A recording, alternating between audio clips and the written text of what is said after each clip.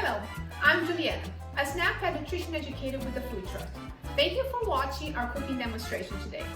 It is fall season, which means lots of wonderful and delicious fruits and vegetables are available at your local farmer's market or your school farm stand or even at your local grocery store. Apples are one of those seasoned fruits. What I love about them is that so many things you can do with apples. You can eat them fresh with peanut butter, for example, or you can cook them down and make applesauce. You can either use it as a side dish for your pork dish. But today we're going to be making a recipe that is called apple crunch, which is a great dessert or even for breakfast. So join me today as we cook together and we make a fall apple crunch recipe. For this recipe, you will need 6 apples. You can use any kind of apples you would like. In fact, I used about 3 or 4 different kinds of apples. You also need about a tablespoon of flour. It can be whole wheat flour or all-purpose flour, or you can either use a blend. Also need about 1/3 cup of flour. And you'll need 1/3 cup of oats or pecans or walnuts. I actually have walnuts and oats in my house, so I'm using a little bit of both. You need about 1/4 cup of brown sugar, about 1/2 teaspoon of cinnamon, a little bit of salt, and about 3 tablespoons of unsalted butter melted. So let's start. Okay, so the first thing you want to do is get all your ingredients together, washed, measured out, so it makes everything much easier for you. So what you need to do is on a baking sheet like this, you want to put all your apples, you want to wash them and slice them. You can slice them like this thin so they all cook together and they'll be delicious.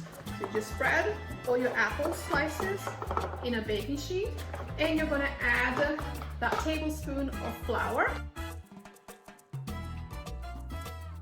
And then you will just mix it up like those. I can smell the apple right here, it's so good. All right, so once the apple and the flour is all mixed, you will need a mixing bowl. So you're just gonna add all your other ingredients. So you're gonna add your flour, your oats or your walnuts. I have a little of both. I'm gonna add it here. Brown sugar, cinnamon. I love the smell of cinnamon. And a little bit of salt just to balance it out. The sweetness. There you go. And the butter. So we're just gonna make a nice mixture.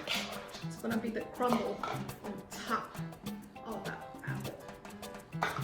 Okay, so you can mix. If you want, you can use your fingers in here. This is a great job for the kids to do. Make sure they wash their hands first, and then you can just get in there, nice and dirty. Awesome. I'm just gonna go in there and use my hands. Much faster and more fun too.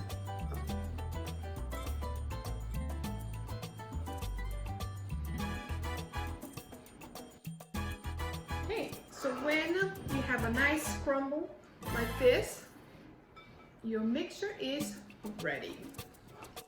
You're just gonna mix, pour that on top of your apple.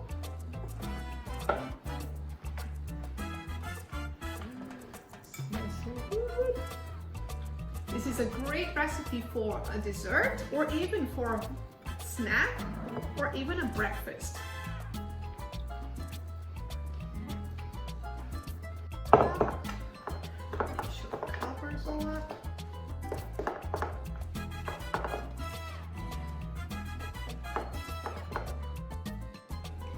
Okay, so my apple mixture is ready to go in the oven. We're gonna put it in the oven for 350 degrees for about 35 minutes. Okay, so recipe's done and it smells wonderful in here. And what I love about this recipe, besides being fast and easy, is There's so many nutrients in this recipe. From the apple, we're getting the vitamin C that helps our immune system, and we also getting some fiber because we kept the skin on. Remember, keeping the skin on your fruits and vegetables is a great way to add more fiber to your diet. And also, we're having some more fiber in the oats that we added, and because I added a little bit of walnuts, there's healthy protein there too. So what do you guys think? Hope you guys enjoyed. Thank you so much for watching, and I'll see you next time. Bye.